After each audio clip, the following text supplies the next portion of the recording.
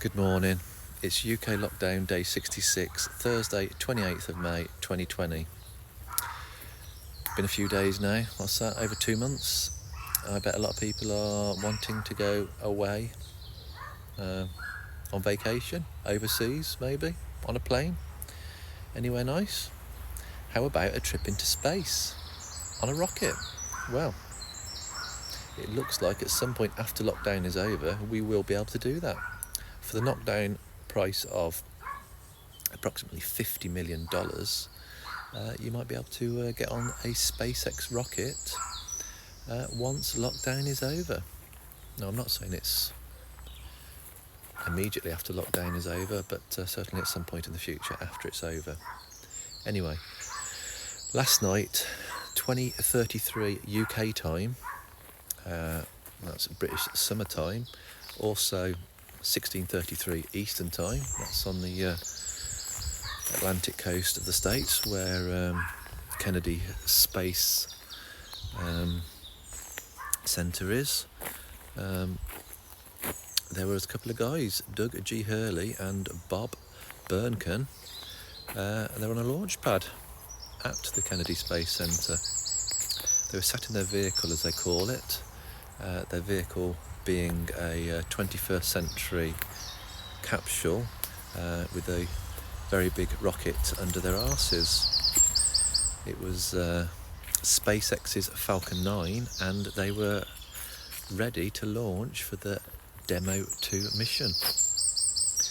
It's an historical event due to 9-year gap since the last space shuttle took American astronauts from American soil to the ISS, the International Space Station, before the shuttles were all decommissioned. So for the last 9 years, it's been relied on rockets from Russian soil, all Russian soil on their Soyuz rockets. And that is until now where SpaceX comes in. SpaceX is a first, being a private company to do this. They're supplying rockets and also running the entire mission, making this the first commercial flight into space.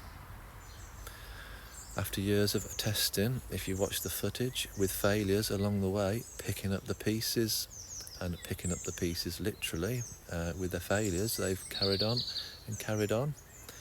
And this is the ultimate mission that Elon Musk, his SpaceX, can take off into space to the ISS and back again with astronauts on board. Both Doug and Bob are experienced astronauts. They've both had 2 flights each, and Doug was on the last shuttle mission before the shuttles were decommissioned. They've both been friends for a long time, so they're happy to go together. The plan was yesterday to arrive in orbit in 10 minutes and then have an approximate 15-hour journey up to the ISS. When they get there, they were planning on a vacation. It's going to be for 1 to 4 months, but to be determined once in orbit and up there. After that period, they'll be returning, having a nice joyride in orbit. Could be for a few hours, could be for a day or so. Just depends how they're enjoying it. And after that, they will go into deorbit, where there's that burn. That will take about 10 minutes, and they aim for a splashdown 30 miles off the coast of Kennedy Space Centre, where the welcome committee boat will be waiting for them to bring them home back onto American soil. Weather conditions for these launches need to be absolutely spot on, understandably so, because of the dangers involved of having all that power and all what's in a rocket getting people up into space, and they need to minimise issues, and it needs to be for the safety of all those concerned. unfortunately, yesterday wasn't the day. It wasn't perfect, and hence the mission was aborted. So they now plan to launch this coming Saturday, 30th of May. So be there or be square.